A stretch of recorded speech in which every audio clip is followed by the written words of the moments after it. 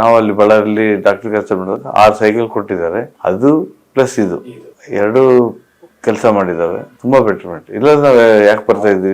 ఎవరైనా కానీ ఈ మెడిసిన్స్ వాడుకుంటా కీమాలు ఎక్కించుకుంటే మంచిగా ఆరోగ్యంగా ఉండొచ్చు, మనం ఇంట్లో పని చేసుకోవచ్చు, మనకి ఏ డౌట్ ఉండదు, అంతా మంచిగా ఉంటుంది. அதுக்கு பிறகு கீமோ இன்ஜெக்ஷன் பண்ணிட்டு இருக்கோம்.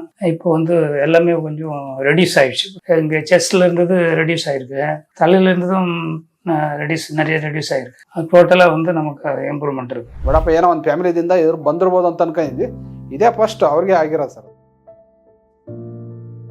ಸರ್ ಈಗ 1.5 ವರ್ಷ ಆಯ್ತು ಸರ್ ಸಾಮಾನ್ಯ ಆಗಿ. ಅದು ಆದರೂ ಮತ್ತೆ ಅವರು ಆಪ್ರೇಷನ್ ಆದ್ಮೇಲೆ ಚೆನ್ನಾಗಾದ್ರು ಸರ್. ಗೊತ್ತೇ ಇಲ್ಲ ಸರ್, ಪಾಪ ಅವ್ರು ಒಂದೇ ಪಡಿ ವೀಕ್ ಆದ್ಮೇಲೆ ಯಾಕೆ ಹಿಂಗೆ ವೀಕ್ ಅಂತ ಹಾಸ್ಪಿಟ್ಲಿಗೆ ಹೋದಾಗ ಆವಾಗ ಗೊತ್ತಾಗೈತಿ. ಮಹಾದೇವಪ್ಪ ಅಂತೇಳಿ ದಾವಣಗೆರೆ ಸರ್ ಕರ್ ಸರ್. ನಾವು ಅವ್ರಿಗೆ ವಯಸ್ಸು 49 ಸರ್.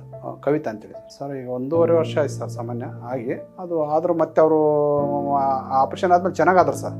ಚೆನ್ನಾಗಾಗಿ ಮತ್ತೆ ಆಮೇಲೆ ಸ್ವಲ್ಪ ಈಗ 1.5 ವರ್ಷ ಆದಮೇಲೆ ಮತ್ತೆ ಸ್ವಲ್ಪ ಯಾಕೋ ಪೇನ್ ಅಂತಂದರು. ಮತ್ತೆ ಹಾಸ್ಪಿಟಲ್ ಡಾಕ್ಟ್ರ್ ಹತ್ರ ಹೋದ್ಮೇಲೆ ಅಲ್ಲಿ ಅವರು ಸ್ಕ್ಯಾನ್ ಎಲ್ಲ ಮಾಡಿಸಿದ್ರು.